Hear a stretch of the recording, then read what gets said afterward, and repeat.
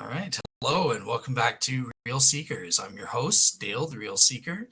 And today I'm joined by a special guest, Dr. Ron Stotts. Hey, Ron, how's it going? I'm good. Thanks for having me on the show. I appreciate it. Look forward to talking with you. Absolutely. Yeah, I wanted to bring you on. As we can see from your description, you're a transformational executive coach there. But first thing I want to do before we kind of get into today's topics and into those details, I just want to turn it straight over to you as the guest to introduce the audience as to who you are, give us a bit about your background, and if you don't mind, maybe share a little bit about your faith journey as well.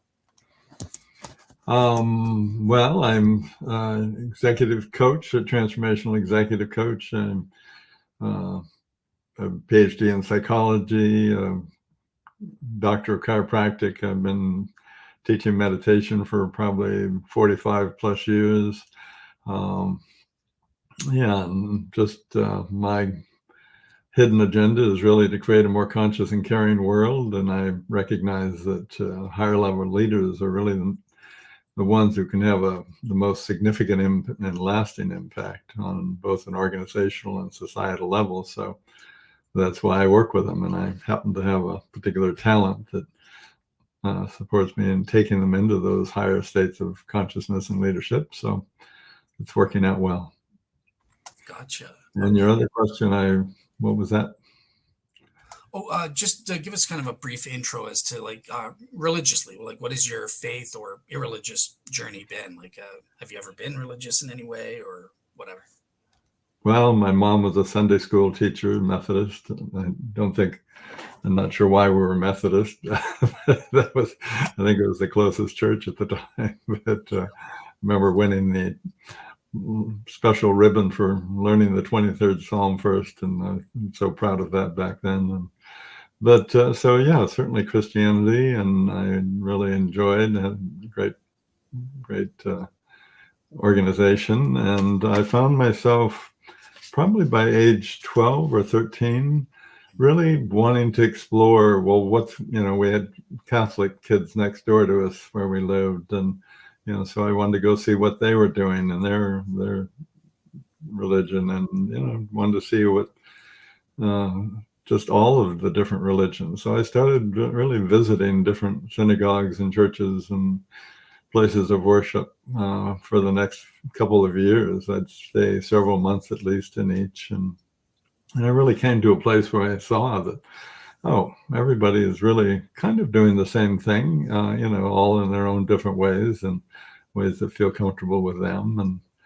And that journey just continued. I reached a point in my late teens where nature was really my church. And so I spent a lot of time in nature thinking, well, this is, one of the most amazing things God has created on this planet. So if I can sit in this church, maybe I can have that deeper connection that I was looking for. And it just continued. I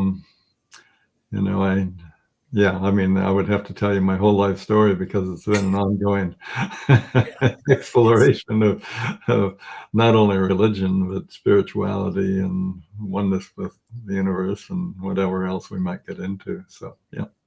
Gotcha. All right, cool. So for the moment, I just want to kind of focus on your main area of expertise and that sort of thing.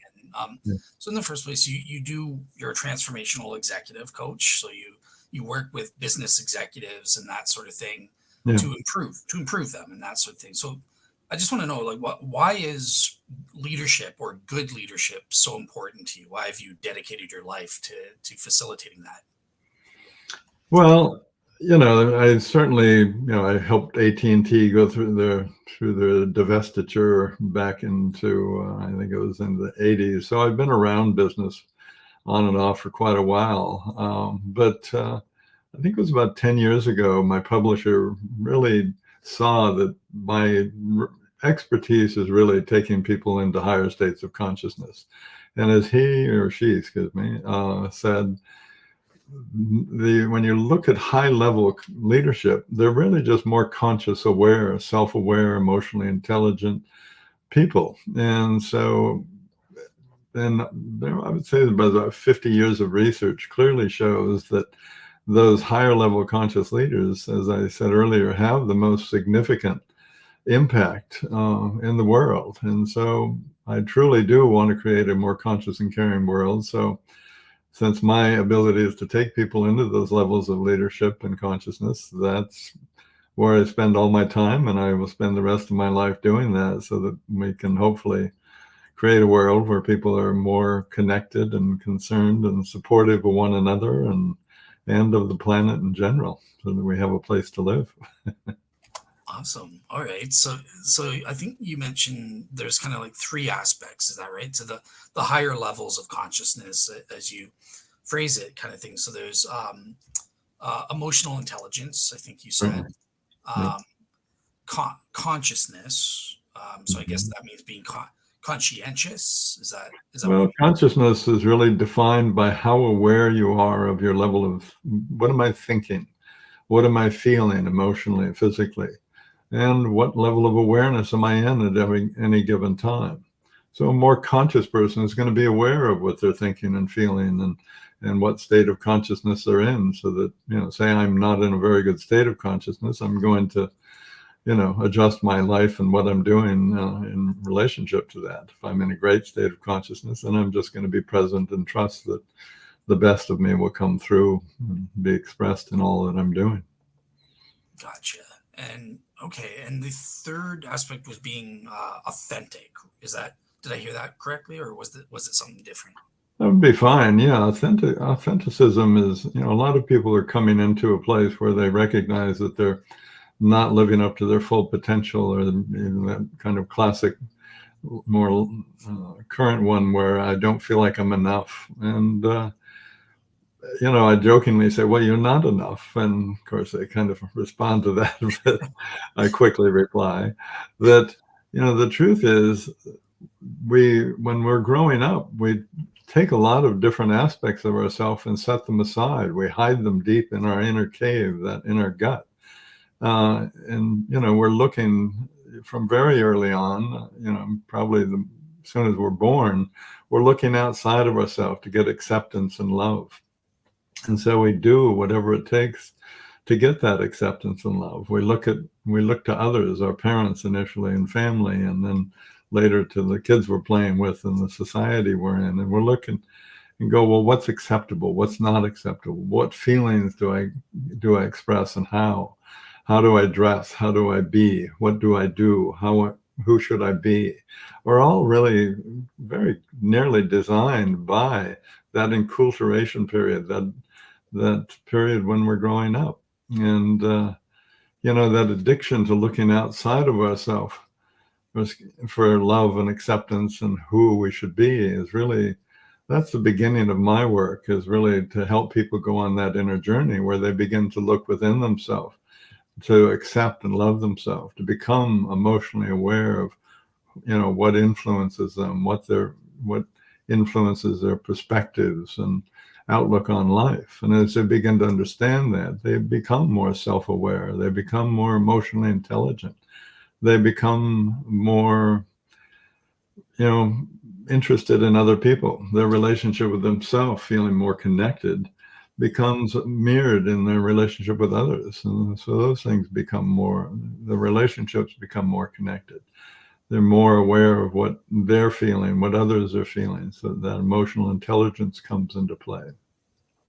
And I would just say there's a level of confidence and clarity that comes with that. And so when they're making decisions, they're not, well, what will other people think, or how will everybody react, or all the self-doubts that people tend to have. There's just an authenticity of who and what they are, and they make their decisions from that clarity of really being curious, present, and breathing into the highest level of thinking that they're capable of expressing.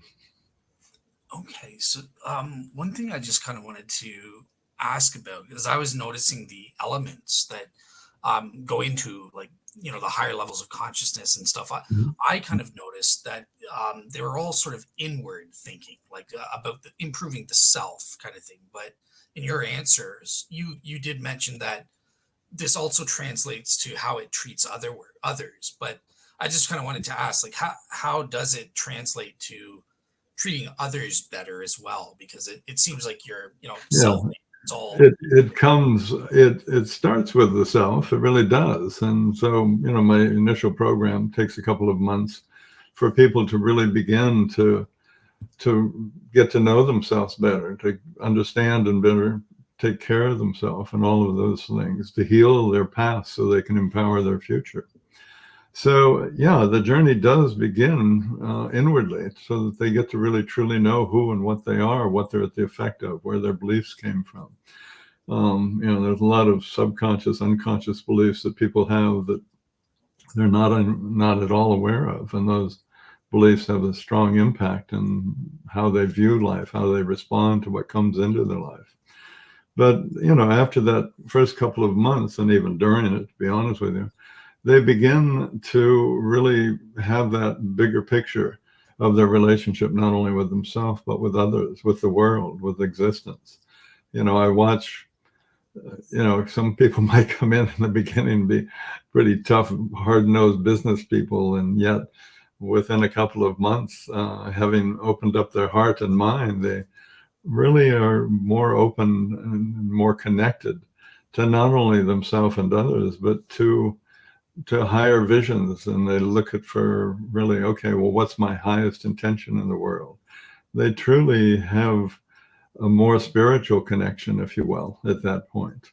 So the definition of self really, if we were bold enough to say that, there's a oneness of the universe, that, it starts with that awareness of self, but it extends out into an awareness that self expands into all of existence, if you will. gotcha. Okay, so yeah, kind of like loving oneself leads to you loving others type deal. So There you go. There you go. Pretty simply and honestly said. there you go. All right. So, okay. So at this point, you've mentioned something interesting that if, after they go through the process of a couple months. So, first of all, just what is the process? What exactly is involved in reaching these higher levels of consciousness in your training? Well, the thing I notice is not only are people looking outside of themselves for answers that can only be found within, they've got extraordinarily noisy minds. And oftentimes they begin to recognize that that noise in their mind is really there to protect them from themselves, from having to look deeper, to having to look at all of those parts of themselves that they stuffed away and hid from others, so to get that acceptance and love when they were younger.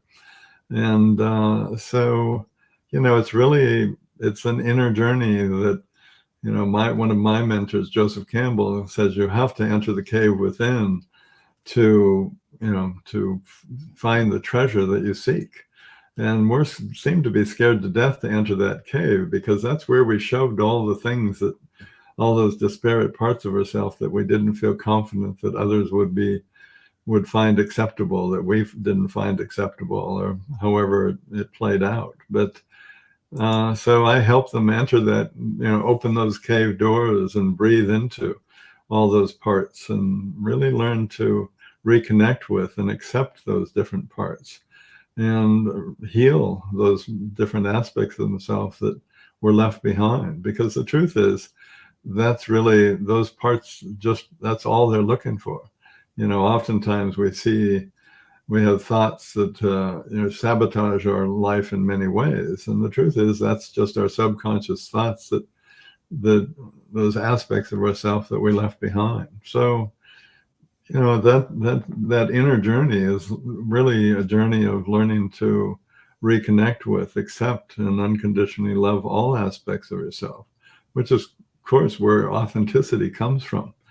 And that's where wholeness comes from. That's where your ability to really feel like you're more than enough, like you're connected, and that you can access levels of thinking, levels of being that you never even were aware were available to you before. Yeah, yeah. Even as a Christian, I think there's some truth to what you're saying in terms of what you can't. Even as a Christian, Well, yeah. Christians are people too. Exactly, exactly. But, even despite the differences in worldviews, there are some similarities, I would say, and Very much so. Very much so. I would uh, agree. yeah, like we're not to be seeking the approval and stuff like that. Like, oh, am I going to look good on Facebook or on my Yeah, social media if I right. do this or not? No, let's do the right thing, right? And Yeah, that's so. yeah. All right, so Hmm. um, I'm kind of curious with the process then, and is there any specific techniques or like practical things people can do to attain these higher levels of consciousness? Like it, yeah, like is there any Yeah.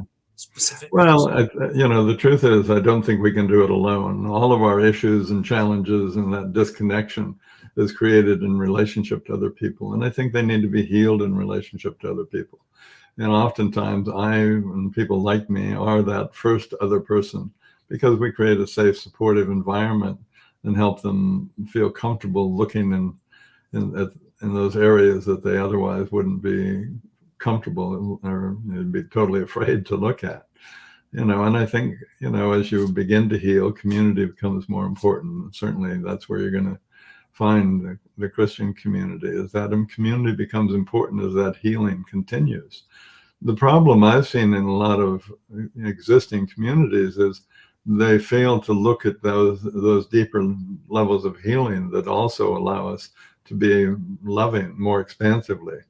And so, that's really the only difference is, I see that in, I've met with Zen masters and people in the Hindu traditions, and they all have these wonderful, practices and ways of being in communities that support one another. But, when I talk to them about what I do, all of them agree that that's necessary, but they don't integrate it into the practices of their beliefs or religion, and that's where I think there's a shortcoming that I think everybody needs.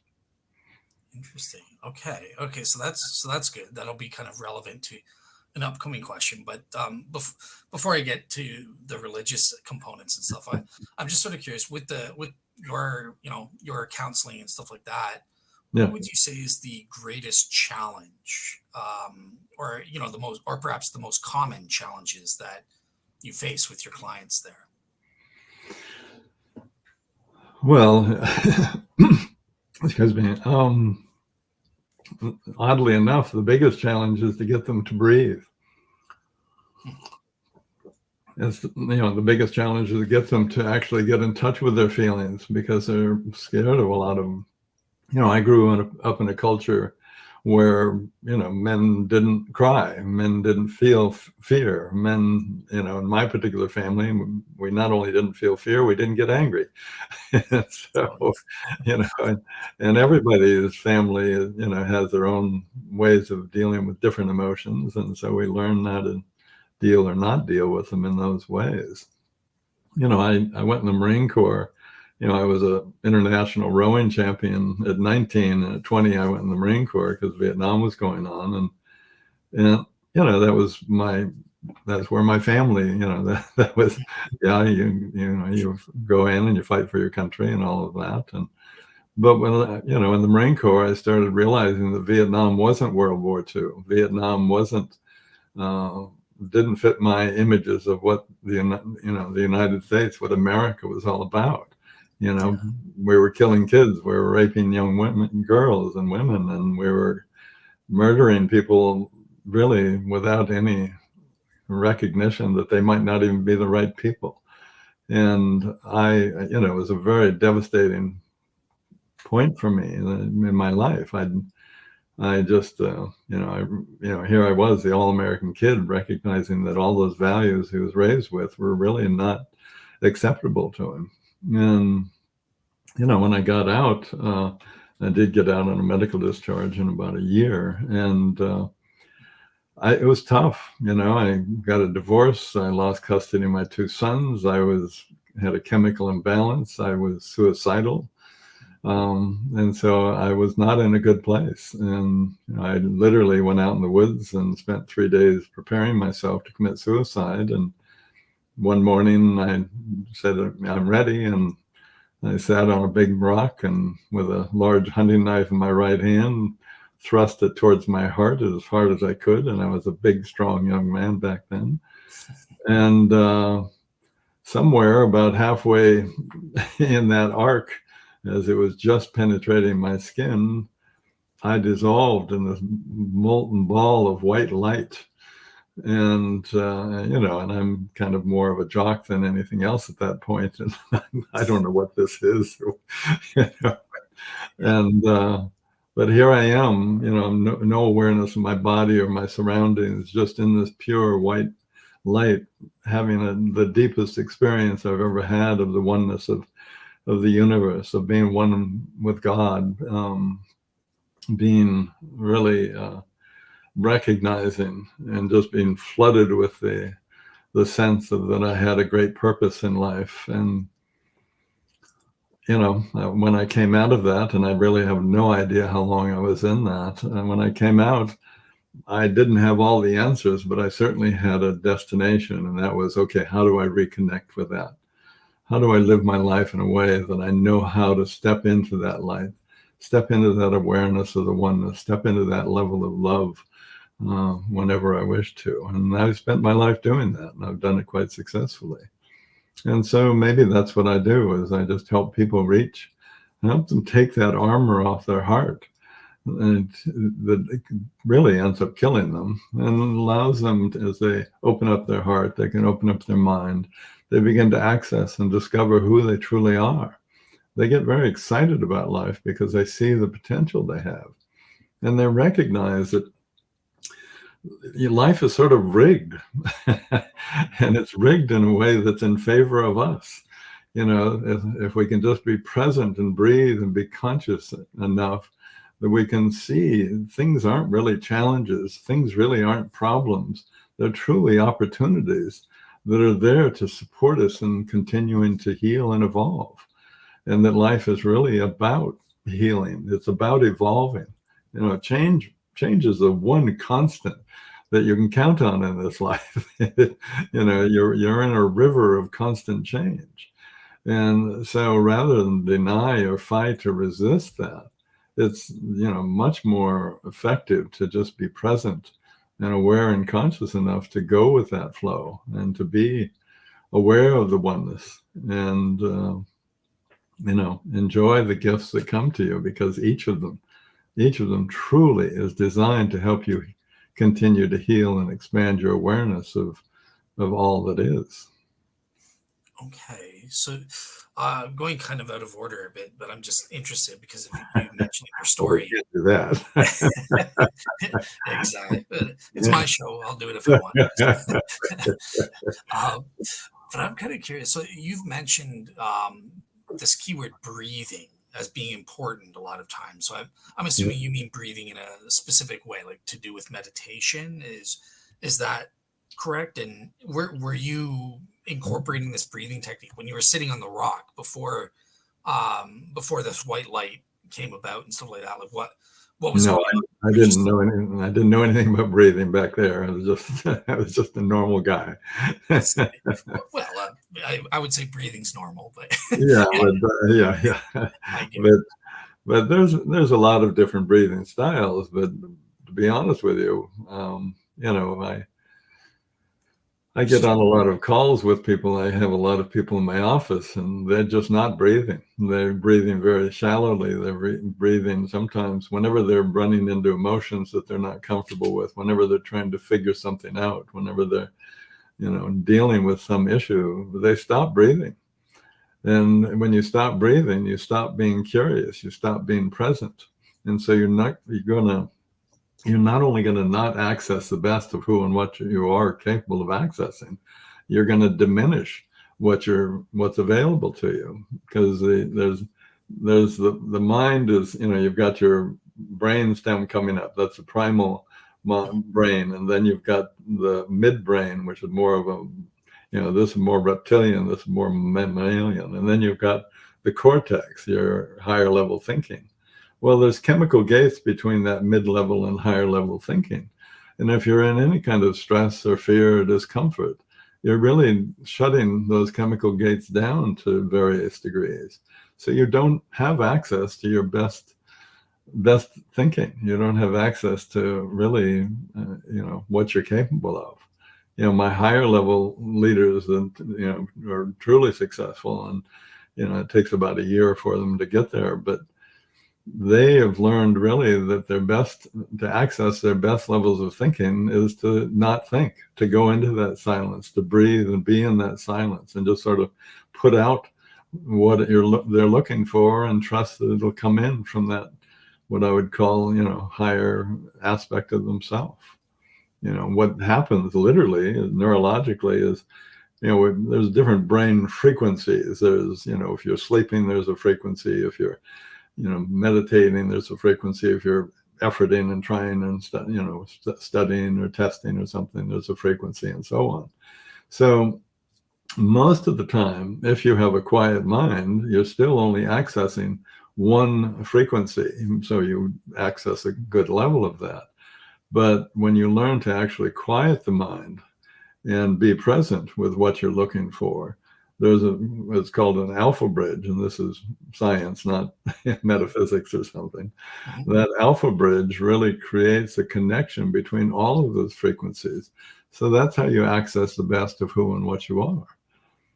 Okay. And it's a way to not have to spend hours, days, months trying to figure something out, where the best can come to you in minutes once you've practiced it enough and trust.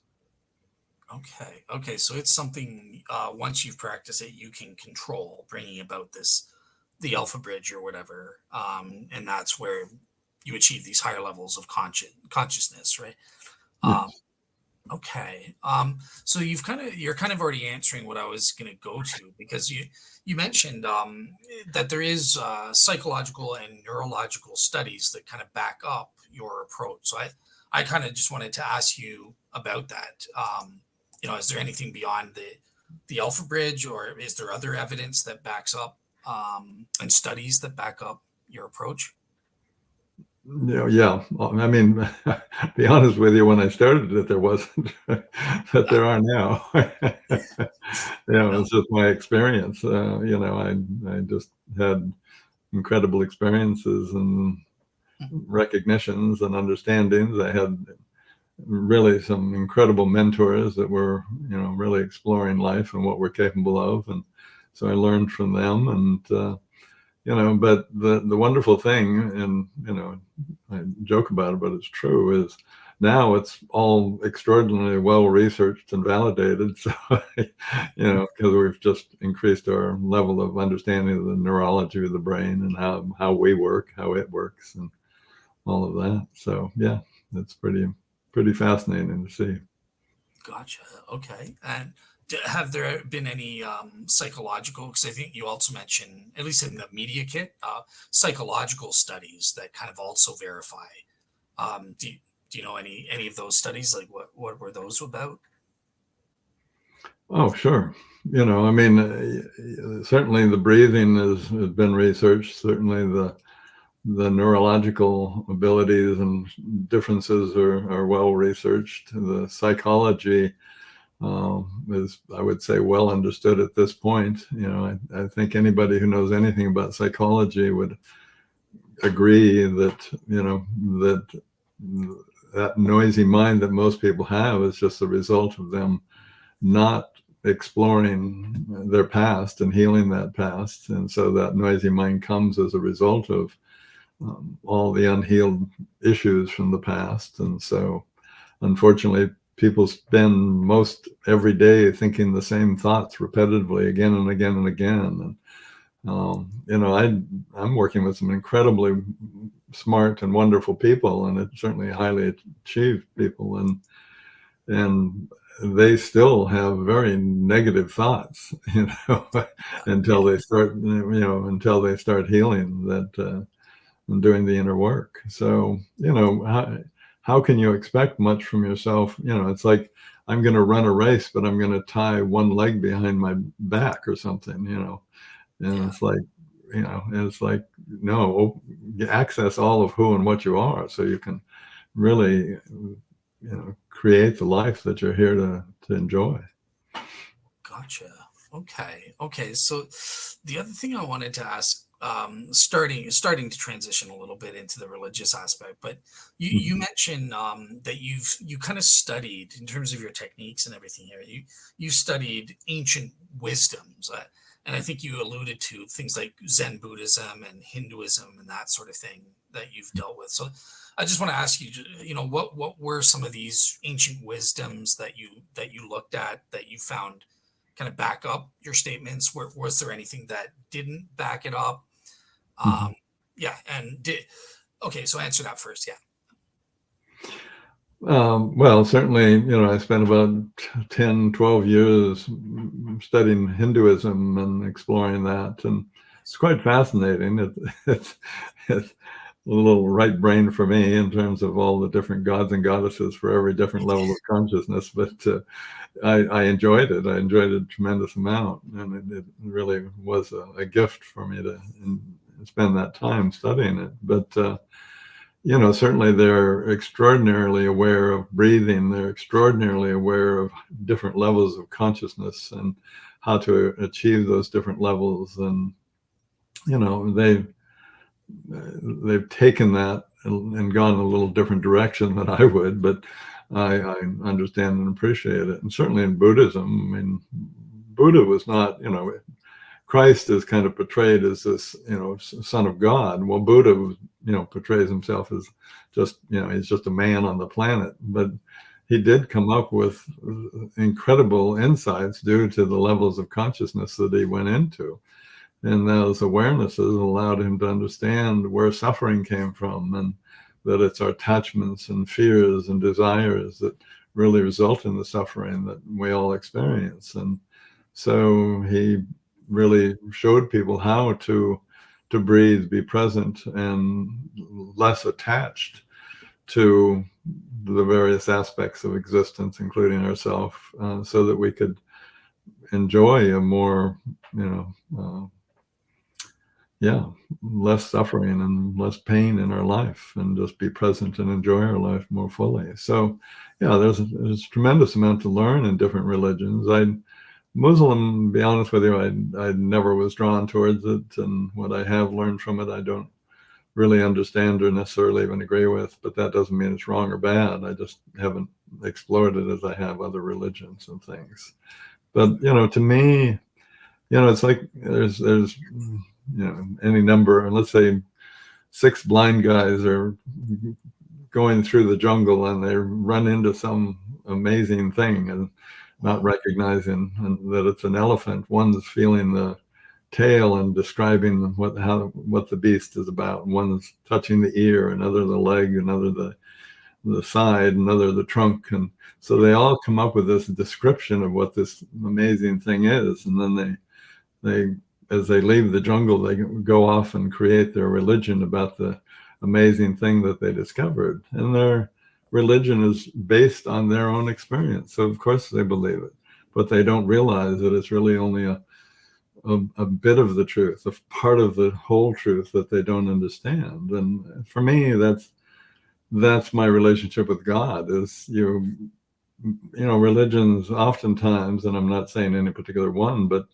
they have maybe they're the religion of the ear or the tail or the trunk or whatever.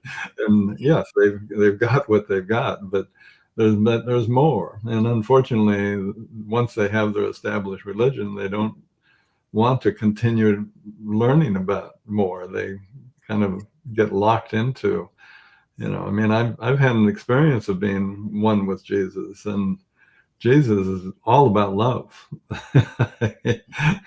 His energy, his consciousness, his being is nothing but love. And yet it's turned into a religion where, we have half of America, disagreeing with the other half because of something, you know, some religious beliefs where, if Christ, Jesus was there, hey, settle down, everybody, learn to love each other, learn to accept each other, and so religion can be problematic that way. We have to learn to see the whole elephant and recognize that there's even, a tremendous amount beyond that, and accept other people's definition of the elephant because they have a different experience, they have different needs, they have different backgrounds. And if we can all do that and learn to love and accept ourselves and others, the world's going to become a better place.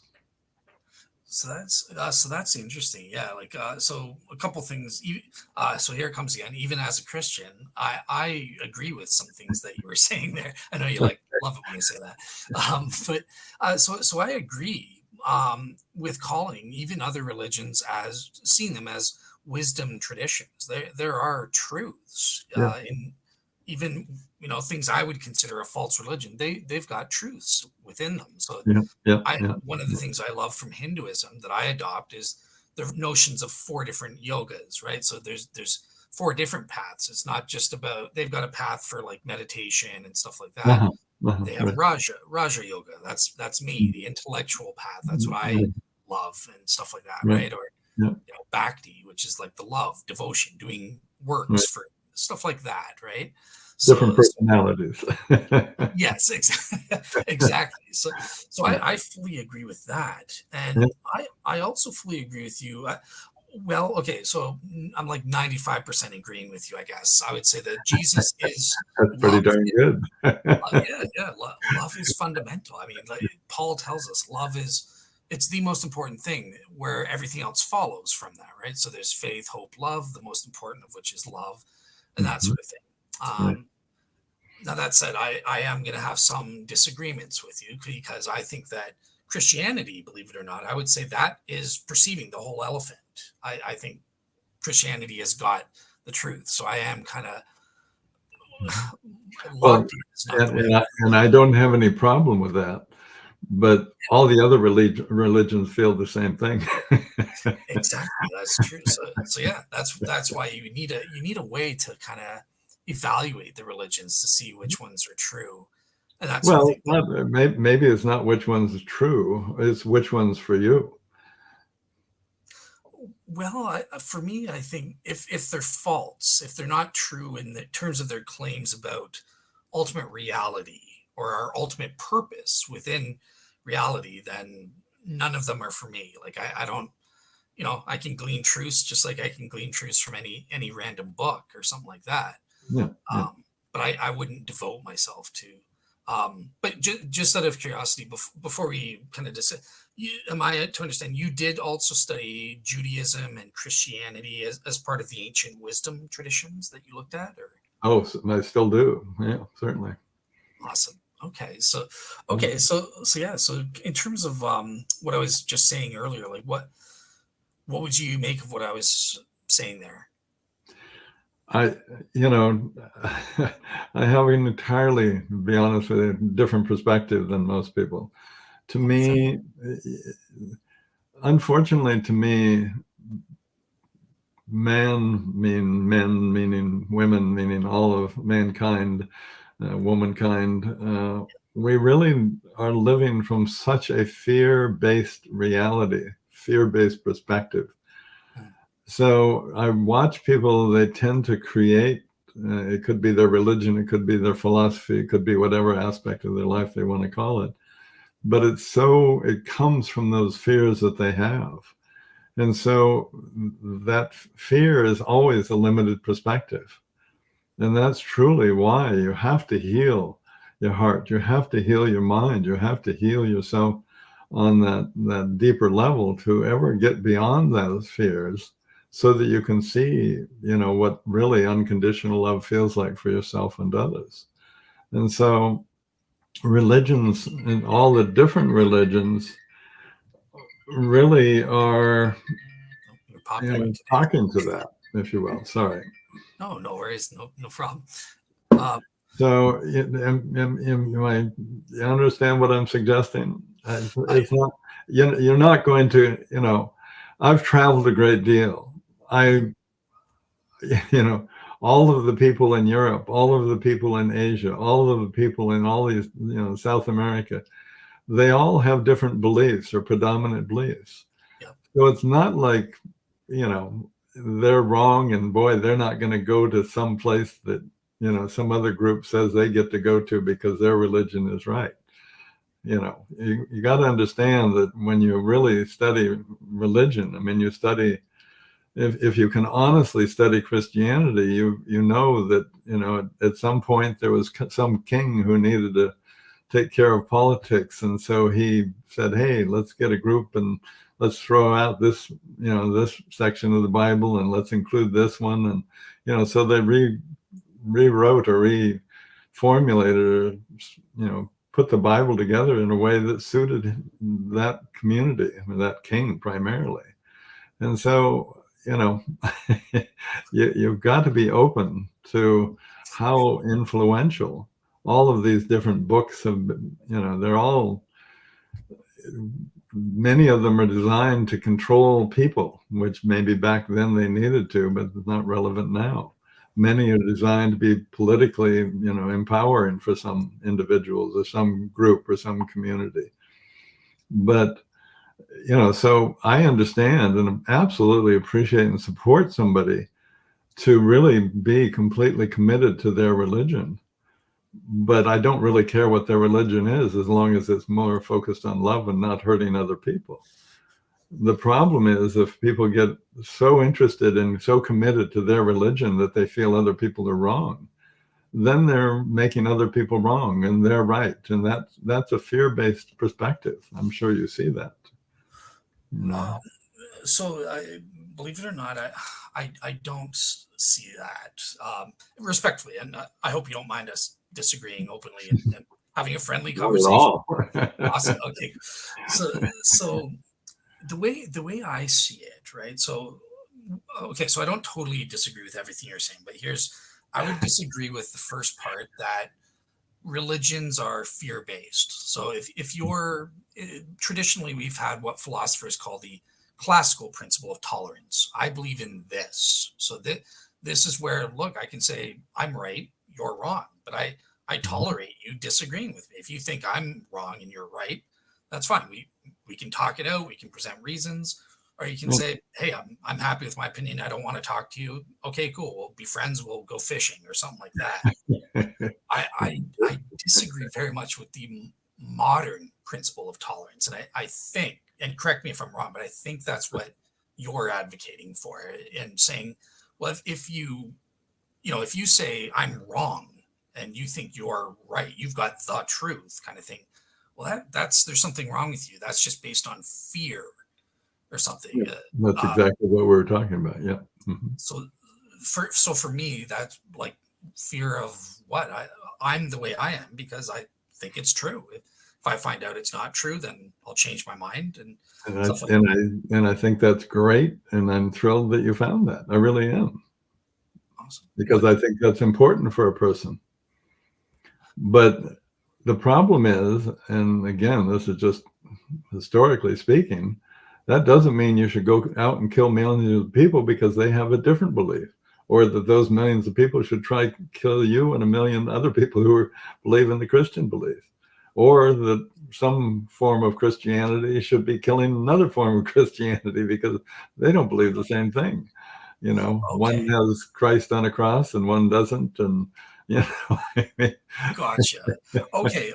So yeah, so I think that's the part where I was like, I think I agree with you, right? That so you you're think saying just because we disagree, the people that are going out and actually killing those who disagree with them, that's based on fear of the other or something like that. I that's guess. still happening today. That's what's happening in the Mideast today. That's what's happening in America today. It's not a used to be, it's a still going on thing. Gotcha. Yeah, I totally agree with that. And I obviously, as a Christian, a Bible believing Christian, we are called to love our enemies. We are called to tolerate, in the classical sense, people who disagree with us and try our best to persuade them to see the truth of our view, kind of thing, right? So yeah, I would agree that we should be out there killing people and stuff like that. At the same time, I do think that there are times where I wouldn't judge necessarily all violent cases. There are some times where it could be justified, hypothetically speaking, in some To circumstances or kill something. somebody? Yeah, I mean, for Is that example, is that what Christ and the Bible says? Is it's okay? it's in certain circumstances. So for example, there's I Say it gets touchy. I know. You got to well, be not careful here. yeah, I know it's not a popular thing, but so for example, I affirm the killing of the Canaanites. That's not a problem for me from a And God. why? Why? Because they're different. Because what? I think in that case, it's God ordering it, and according to the story, you can Well, it dispute depends what you think God is. That's that's fair enough. you know. Yeah, yeah, fair enough. Well, would you agree? You were a soldier, right? So, and I know your experience was with the Vietnam. The stuff you went through was deeply wrong. You know, like killing people when they're innocent or we don't know and stuff like that. But you would you still agree with yourself that there are times when it is appropriate to kill people in a just war or something like that? What is a just war? Oh, it's a war that is just from a moral standpoint. So, Well, I mean, there are certain is that the yeah, what? I mean, should I go running into some other person's country and murder people there? Is that a just war? I'm asking. I'm really am. I mean, we did it in the um, Middle East back in in the Holy Wars. We did it. We're doing it all the time. We haven't ever stopped. yeah, so I think so. Here would be if you need like an example, right? So I would say World War I was not a just war. Knowing what I do now about it, I would not have gone and fought in that war. It was all World War about II, politics and money. Yeah. yeah. Whereas World War II, I do see that as a just war. I would have went and fought against Hitler, just because. And I appreciate that, and I think you're right. Yeah. Okay, okay, cool. So that's all I was saying. We can kind of debate. Well, are there ever any cases in the thing? Yeah. Okay. I think it's very sad that those are times where it might be necessary, and I'm sure you agree with that too. But I fully yeah, do. there are Yes. times when if somebody is breaking into my home, I'm certainly going to protect my wife and and others. So yeah. Yeah. And I fully to your point to make you feel a little bit more comfortable. I do fully agree with what you said because I didn't expect to go down this route. But um, look, all loss of life is tragic. There's a principle of life preservation. I grieve Hitler's death. Like, okay, it is not the moral ideal that any life should be taken. Mm, We want everyone to live, but right. there are times, yeah, where Yeah. regrettably you have to. Let me Okay, step into something then, and I'm really curious about this. sure, yeah. I notice we're over, now we've got what, 8 billion people on the planet, and we're really literally overpopulating the planet. Mhm. So I'm kind of torn between that. It's like, why, we're not taking care of the planet. We're literally destroying the planet. And yet we're still pro, let's make more people. I mean, I even hear people say, the population isn't growing fast enough because the economy is, suffering. It's like the economy is now running everything. So yeah, I'd love to hear your perspective on that. Is it okay just to keep overpopulating until we finally can't live on this planet any longer? And I don't know. Yeah, Yeah. so from a Christian perspective, we are from the story Genesis, was starting with Adam and Eve. We are stewards of the earth. So we Mhm. are not, it's sinful on our part to abuse the earth or to, Yeah. Right. not take care of it and stuff like that. We Animals are creatures of God too. They're Mhm. not on the same level as importance as us, but they're still creatures of God. They matter. They're important, and we need to take care of the earth. That's our job as human beings. So I fully agree that just abusing the earth or polluting it to the point where it's not sustainable is wrong. And that Yeah. now, do I think that okay? Well, would I support that the earth is more important than us, where we should like just I don't know what you're at, like just zero births or something? Is that what you're asking me about? Like, I don't think zero births. I think, let's it's, settle down, folks, and not have 5 kids. If we have a couple of children, that's doable. But I'm just saying and I don't really know. To be honest with you, where am I on abortion, for example? I'm not sure. yeah, I think it's, I certainly wouldn't want to be a woman who would have to go through that choice. I really wouldn't.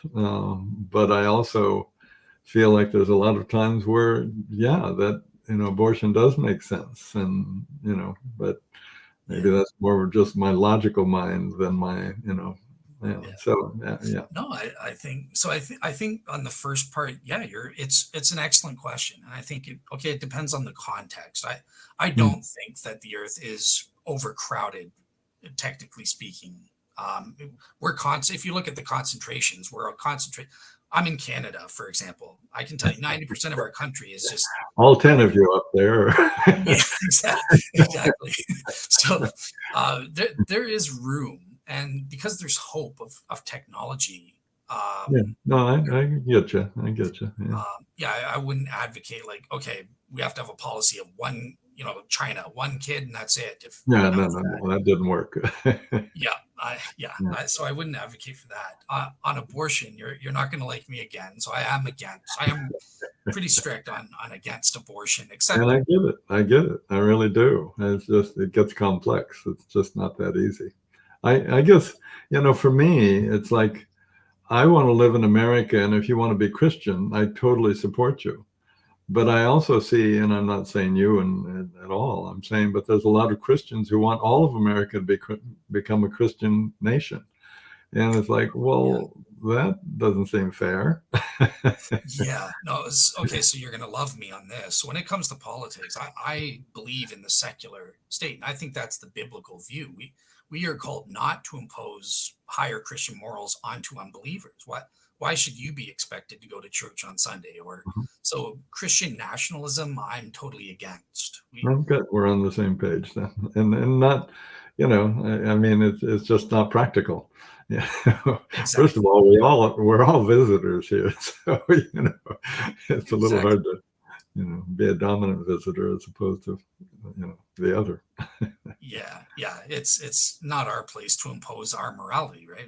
Good. Yeah. Yeah. So I totally agree with that. Okay, so so in terms of being open-minded, that was another point that you raised. So I just want to say is when it comes to the negative evidences, I fully agree with you. Look, there are arguments or evidences that can count against the truth of one's religion, and you should be, unless you have an absolute defeater, you should be open-minded to considering those negative evidences. On the other Right. side, I would want to put forward to you, we should also be open-minded to the positive evidences that count in favor of a religion's truth and that sort of thing. And I'm just kind of curious, just as a general question to start off, have you looked at any positive evidences for some of the religions you looked at, stuff like that? Certainly. Yeah. I mean, but you've got to understand there's a lot of, it's like, the virgin birth is something you see in a lot of different traditions and histories, well before Christianity came along. So when you really recognize history, you also see that there's a lot of borrowing in the terms of the stories that we tell, and I don't think that's a bad thing, but it just allows us to recognize that we're not that unique, because that our beliefs that we're relying on and feeling validate us might be borrowed from several other traditions. Okay, so believe it or not, I think this is a valid point to look into, and I have kind of thing. So in the first place, let me say this on the positive side. If I Mm-hmm. don't think the virgin birth can be used as proof positively that Christianity is true, because Uh-huh. the evidence isn't there to prove that it's true. It's Yeah. strictly in the Mm-hmm. Gospels. Do you believe it or not? Little hearsay there. Sorry, yeah. Now, but you raise up a negative aspect and say, well, it's just a story that's copied from pagans. No, it's not. Well, that It's doesn't mean it isn't true, or I'm just saying it's other, Egyptians and others tell the same, in India, okay. there's other stories that are quite similar. Yeah. So did you know it's not? There is no other parallels with ISIS or, for example, Mithras he's another To the well, virgin birth, there's no other parallels you're saying, or what are you saying? there's not, yeah. So Osiris is one of the ones, or Horus, he's said to be born of a virgin. his Right. mother had sex with his dad, who was dead at the time. She wasn't a Yeah. virgin. Or Mithras is said to be a virgin birth. Well, he was born from a rock. Yes, a rock's a virgin, but uh, so that's what I mean. You Yeah. got to look into I, these. I don't disagree with you. I'm just, trying to keep an open mind on it all. So, yeah. Cool. Yeah, absolutely. All right. Uh, and with the positive evidences, let me start with this, and you might get a kick out of this. But so I'm kind of known for the evidence, looking at the evidence for the resurrection. What would Uh-huh. be the evidence for that? So there's historical, and then there's scientific proof, and I'll start with the scientific proof. Right. The Shroud of Turin. Are you familiar with that? Certainly. Yeah. The what? No, just Well, kidding. believe it or not, most Christians don't know what it is. I just taught at a church, and they had no I clue. I still study Christianity. I really do. So I Awesome. don't I don't stop studying any or all of them. So yeah. That's great. That's great. Yeah. And sorry to say it, even as a Christian, I still agree. Unless you've got 100% knowledge, be open to considering the evidence for other religions. So Yeah. I don't have 100% knowledge that Christianity is true. So if new evidence comes in, I will change my mind accordingly, kind of thing. But And I think that new evidence, just and I mean this in a supportive way. I think a lot of it's coming from quantum physics, and in places that we don't even consider related to religion or spirituality. But when you really begin to study quantum physics, you see the direct connection to all of the what they're discovering, and it's really, I think it's, to me. I remember I was at a picnic table in Bali. I just spent the day going through some ruins, and there was a couple of other people there, and one was a young woman and another guy, kind of a surfer dude, great people. But the woman she was struggling. Do I study physics or do I study spirituality or religion? And I said, they're the same thing. you know, that's a bit simplistic, but yeah, it's true. I'm just fascinated by what they're discovering in physics, because it really supports just a much bigger perspective of creation. It gives me, to be honest with you, a better understanding of what God is. I remember starting off thinking God was this guy sitting in a chair up in the sky. I mean, that was yeah, what I was told. yeah, exactly. But now it's like, oh, I've had direct experience of it, and it's just vast, experience that's way beyond any little thing that I could identify. And now I'm kind of in a place where I go, well, God is really nothing but the consciousness that creates all of existence. So it's it's the result of that expression is that consciousness, if you will. So God is nothing to me now but consciousness. That doesn't diminish any aspect or definition that somebody else might have. But I've got this pretty big definition at this point, and a lot of that does come from, one, my own experience, but the other is what physics is telling us. So yeah, Yeah, just yeah. let me So throw that in.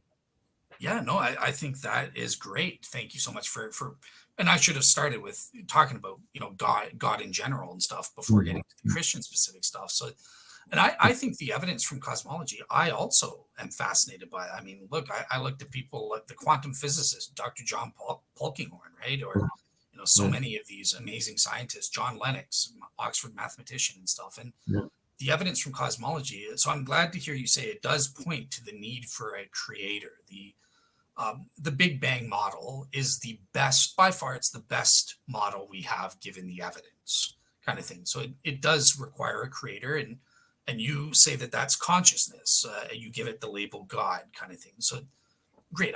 I would want to push you a little bit further and say that consciousness is personal. We can prove that it must be personal, kind of thing. Personal being or consciousness, right? Why For do you lost me there? How come? Why does it? I mean, why would it have to do anything with personal? I mean, God is. What if God's way beyond a being and is all of existence? That seems much more respectful. And certainly, I mean, I have when you can quiet the mind and experience the oneness of the universe, you don't run into a being out there going, "Hey," you literally dissolve into that oneness. You become the fabric, the oneness with that fabric of the universe, and you recognize, oh, this is, call it whatever you will. And and for a while I didn't use the word God, but now I'm kind of back to it because Yeah. that's what God is to me. So yeah, Okay. I'll play with Well, that. let me give you two responses and see how you come back, and I'll give you the last word and on that, and then we can move. But so two things. So I think it's just contradictory and incoherent to have a consciousness that's not conscious. There needs to be sentience of See, some but sort. that's arguing that there's separateness, and I'm saying no. There's really just oneness. Ultimately, there's just oneness. Okay. Okay. So, and the second argument, let me see how you respond, kind of thing, is this. So it is. You do admit that this consciousness caused the universe to come into existence at the Big Bang or whatever model explains it, kind of thing. So if it's I'm not sure causing, cause. I'm not sure your cause is kind of like there's, that's kind of there's a separateness, and I'm not sure about that, to be quite honest with you. There might be infinite universes, and sure. that's fairly well acknowledged and accepted. And so, I don't diminish God to one universe, this one that we're in. I recognize that there's no limit. It's all one. Yeah. So I'll leave the. I have a little bit of some technical disagreements with that, but when I'm saying universe, I just mean that it can include the multiverse if the Yeah, multiverse okay, I exists, got it. Yeah, right? okay, I'm good with that. Yeah. So there's something that created, if you're good with that word, all of space and time and its contents. Now, so that would mean there would have to be something outside of space, outside of time, where all of the necessary all of the necessary powers to create were present, but then Yeah, it yeah, did it had that option to yeah. create But or you're using language to create that, and I understand why you're saying that, but that validates what you want to believe. But I don't know that, and I don't think anybody does knows that that's true. That there is a consciousness outside the consciousness.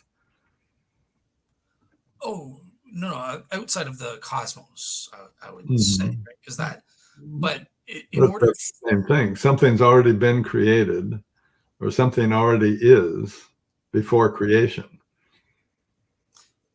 okay, let me ask this way then. Are you good with say so? This consciousness created the universe. Could it have not created the universe? Can it exist separately from the universe, or is the universe necessary like that in some way? I think it's the expression of it. I think that it is the consciousness. Yeah. Okay, so there was no choice involved. There was no. It wouldn't Well, be if possible. there's a choice being made, that's something man would do. Yeah. That's something somebody with one of these would do. I'm saying if you're pure consciousness, you don't think about doing anything. It's just done. Okay. Okay. So let me just phrase my argument this way, and I'll let it go. If that's okay with you, if you're Okay. getting bored. Yeah. So we know for a scientific fact that the universe is not necessary. It's not eternal. So therefore, it could have not existed. There had to be something that created it, and if we're saying it's that consciousness, the only way that the universe could come into existence as a non-eternal, non-necessary thing from an is from a conscious being that would be personal in the sense of having free will to choose to create or choose not to create. Because if it's not personal, if it's not something that has a free will, then creation would be necessary. It would just, if the conditions to create a universe are present, it has to create it.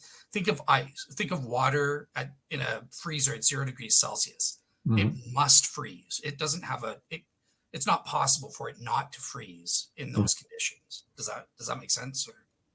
Yeah.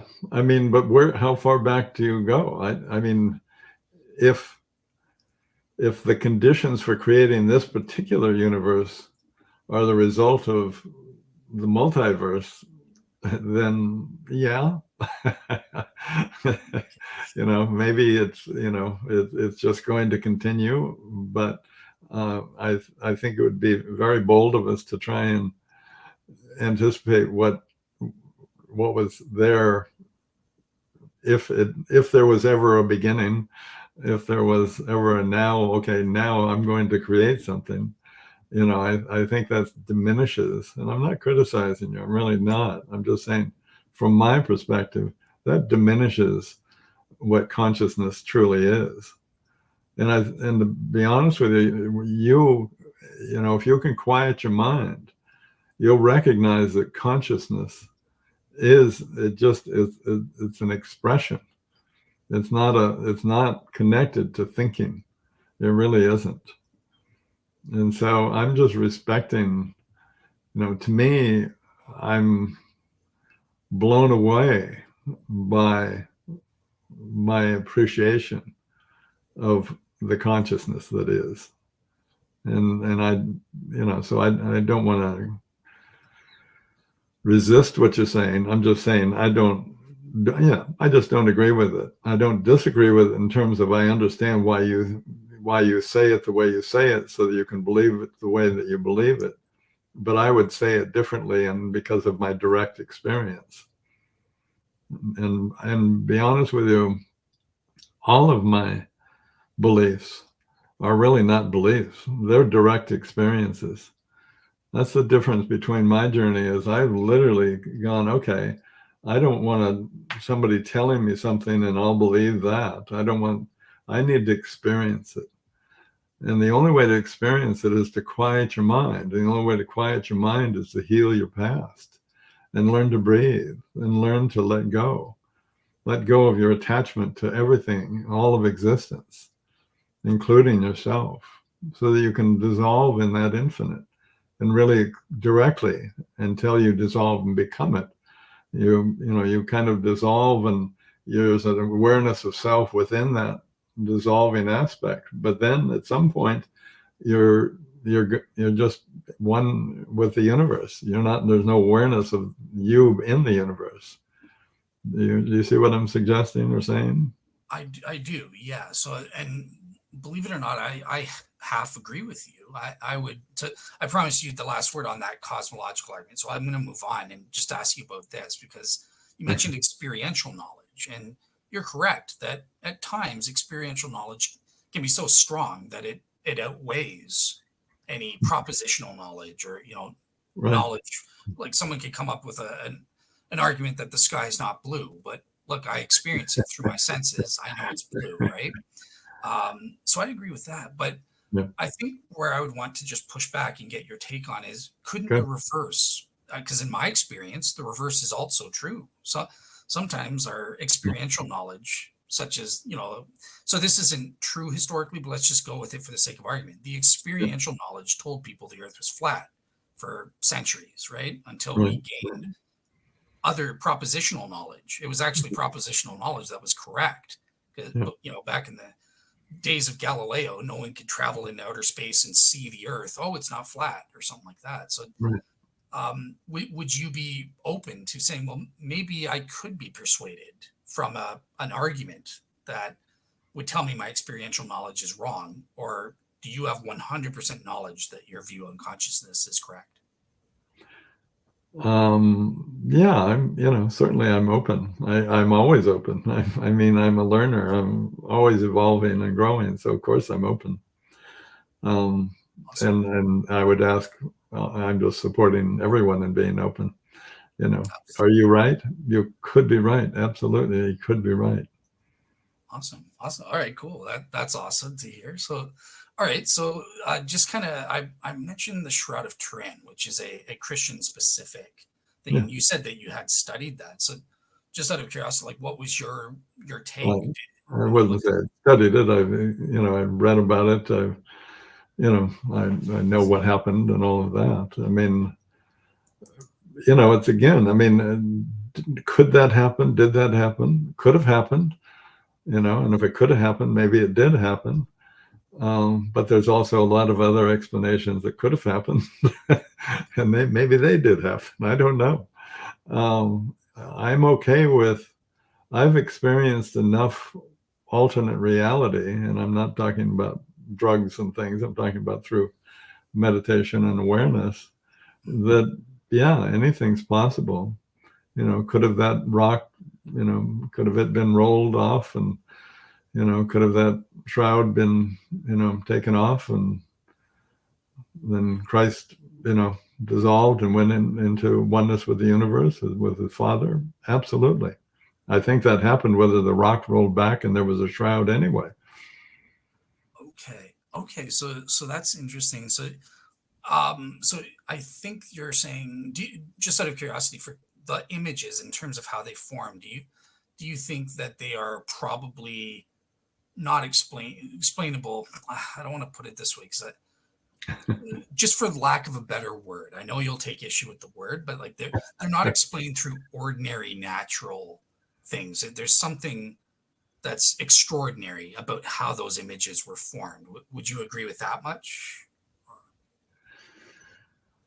Well, you mean the shroud that was laid over Christ at his burial? Are you talking about Yeah, those forms, those images? yeah, Well, if you lay a piece of cloth over a dead body, there's going to be, that cloth is going to be picking up a lot of different stuff. I mean, the yeah, cloth decays, the body decays, the juices. I mean,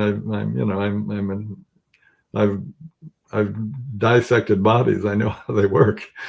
I know how they decay. I know that cloth, certainly absorbs that decay and all of that. So you know, okay, it, it, could it just be that? Yes, it could. I'm not sure what the phenomenon of having an image on a cloth, that had been laid on a dead body, what that means in terms of what you're talking about. yeah, sure. Okay, so just to kind of explain, those images have been studied scientifically, and there are certain physical and chemical properties You're talking about the cloth itself? of the cloth itself, but also of the images themselves specifically. And I'm Yep. focused on the images for right now, kind Sure. of thing. Okay. Good. Yep. And believe it or not, so every artistic and natural mechanism, Yep. including the one that you're talking about, direct Right. contact, they cannot reproduce the images. So just to Mhm. give you an example, a couple of examples, just so you don't think I'm making stuff up, right? So, uh, I don't think well, you're making stuff up. oh, thank you. I try my best. um, Okay. so one of the things is that there are no signs of decomposition liquids Uh-huh. present on the shroud. So the Right. body, however you think it left, was Yeah. formed Right. before that built up. And I Secondly, and I agree with that. And I mean, logically, I understand that if within 3 days he was gone, then that decay wouldn't have transferred to the shroud. So we're in agreement. okay, okay, cool. And if it was wrapped around the body and then the image is somehow naturally formed, kind of thing, within a few days or something like that, Right. um, then it would have what's called the mask of Agamemnon effect. Mhm. I don't know if you know the mask. It's kind of like a flat. If it's wrapped around, when you flatten out the cloth, it's going to be like a wide face. Yeah, yeah, I know what you mean. Uh-huh. So that's called the wraparound effect. Well, Mhm. that's not present on the shroud. Right. So those are just a couple ways we can rule But, out. what does that prove to you? Is what I'm asking. So it proves that it couldn't have been formed through a gas diffusion or a direct contact Mhm. So mechanism. what does that tell you? I mean, and I'm just asking out of curiosity. Because of the shroud, what does that tell you? Oh, so I think that it proves that the images had to have been formed extraordinarily or miraculously or supernaturally, whatever word you want to use for that. And And yeah, what was the purpose of forming that image on the shroud? I think the purpose is from the contextual indicators, It was to authenticate the central and essential gospel message of Jesus' death and then resurrection. So Uh-huh. you can tell in terms of him being dead, that's fairly easy to establish. He's got all the wounds indicative of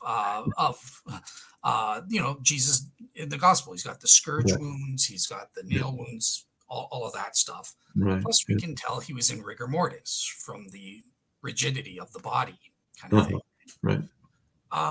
But I think it implies the resurrection as well, because as we kind of already said, the body somehow left within a few days, left that cloth, Mhm. leaving behind extraordinary images or miraculous images, again, whatever word you want to use. Yeah. Yeah. That implies strongly to me, okay, yeah, he left the cloth because he rose from the dead, just like the Gospels say. It's confirming all of these details of the Jesus of the Christian Gospels.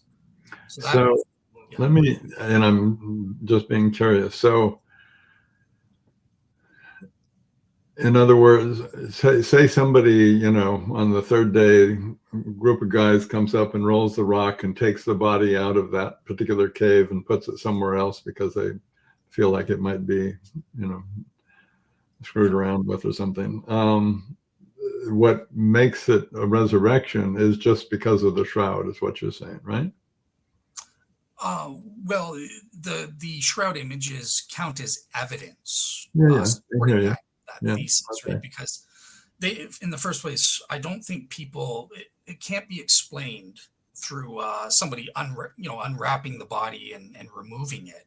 Because of the shroud image, is what you're saying, right? Yeah. Yeah, for example, there would be smudges on some of the blood stains and stuff Yeah. like that. Yeah. No, I get it. I think I enjoy having that information. So good. Awesome. Okay. Cool. Yeah. So, yeah, maybe consider that. Yeah. Consider maybe the interpretations, right? So you think it's kind of Jesus dissolved into consciousness could also explain those Yeah. images versus the You know, I, resurrection. I have no problem with who Christ was. I really don't. I experienced him. I know who he was. I know, you know, yeah. So I don't have any problem if he dissolved and became one with God again. Those are all, I might talk about it differently, but I certainly don't have any problem with that. Okay. Okay. Yeah. And in terms of obviously that would contradict like the resurrection hypothesis proper of the Christians, right? No, number one, because attached to that, Jesus is a personal God. He's the Mhm. second in the Trinity and stuff. So there would be contradiction. So let me just ask you with this last question on this. I hope you don't mind, but so we have these two interpretations that attempt to explain the data of the shroud images. Uh-huh. How, on what basis do you prefer your explanation versus saying no? Christianity's right. It's a resurrection. Like how do you say no? I privilege this interpretation. That's not just arbitrary. I'm, if Christ was resurrected, and I, I'm fine with that. I don't have to hold on to whether he was resurrected or not. I really don't. Okay. Okay. So you think it's possible to kind of divorce the event of the resurrection from the theological Well, implications and I stuff. trust that Christ was Christ. I happen to think we're all connected with God. We're all one with God. I think we all re-emerge and become one with God when we die. So, Fair enough. so I have no problem that, Fair enough. All Jesus right. did. Cool. Cool. Well, thank you so much for indulging me on. I'm sorry to grill you and stuff, but No, yeah, no, it was great you to have a get your good mind. I enjoy watching it. It's good. awesome. Well, let me ask this for the last thing here. Is there anything that you want to say that I haven't asked you about that you think's important for the audience to hear and stuff? I'm presuming most of your audience is Christian, and so all I would share is, and I'm not saying I'm not a Christian. Um, I just have explored so much that I come to a place where I would support everybody in recognizing that their discomfort with other religions and other people really comes from their own discomfort and disconnection within themselves. So whether they're Christian or wherever they're coming from or whatever form of Christianity they believe in, it's really, you've got to come to a place where you've healed yourself, where you really learn to unconditionally accept and love yourself and become whole before you can really appreciate all the gifts of Christianity and not be tied to whether somebody else becomes a Christian or whether other people are doing something different that really you don't agree with or violate your beliefs or something. You learn to be more gracious. You become more emotionally intelligent, if you will. You become more open to recognizing that, boy, there's a lot of diversity in the world, and we really need to learn to accept and love everybody. And some are going to be vastly different than who and what we are. But if we love and accept ourselves, and we're not needing validation for who and what we are, what we believe from outside, we don't need anybody else to follow our rules or our beliefs, so that we can have a nation of diversity and openness and acceptance.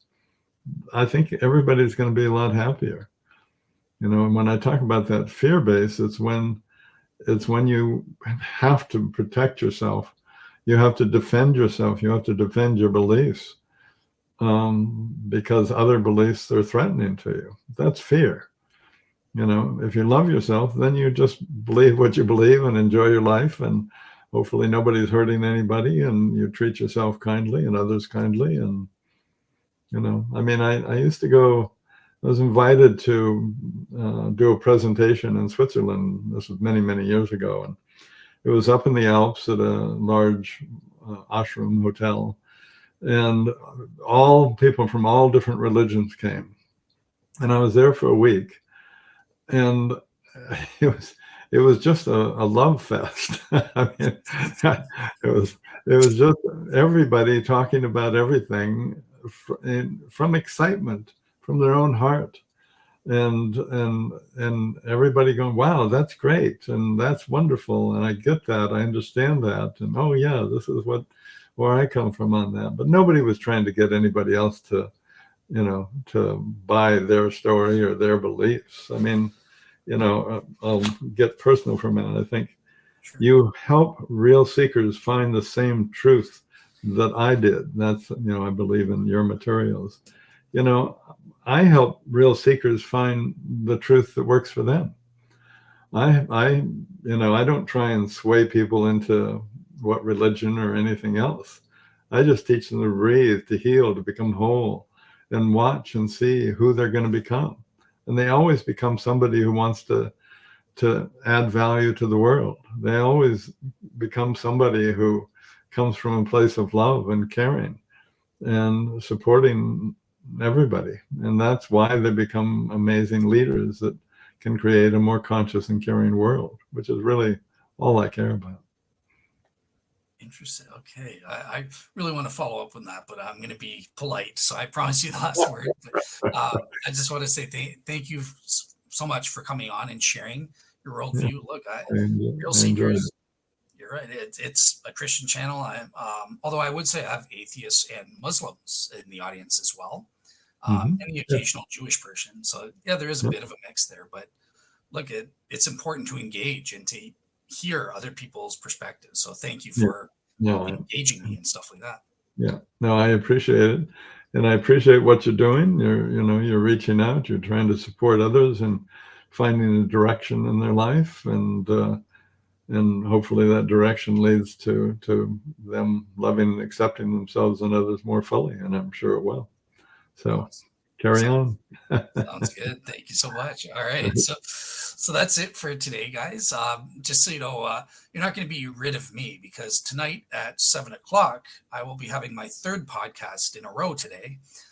So that's why I'm kind of tired. You can see, Ron, but it'll be on Marian apparitions, and I'll be having Caleb Jackson versus Kevin O'Connor discussing, does it work? Does it prove anything? Or is there a natural explanation for those? So tune into that. And otherwise, have a great week, everybody.